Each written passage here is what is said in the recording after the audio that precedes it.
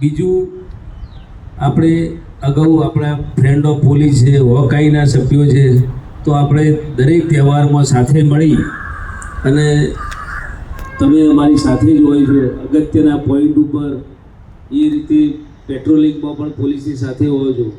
આ જમાનાની અંદર ગમે તેનું માથું સેટ કરવું હોય તો થઈ જાય. તો આવા સમયે જ્યારે પણ તમારા ઘણા બધા ગ્રુપમાં તમે જોડાયેલા હોય અને આવા કંઈ મેસેજ મળે અથવા એવું કંઈ પણ ધ્યાન ઉપર આવે તો તમે લોકલ પોલીસનો સંપર્ક કરો.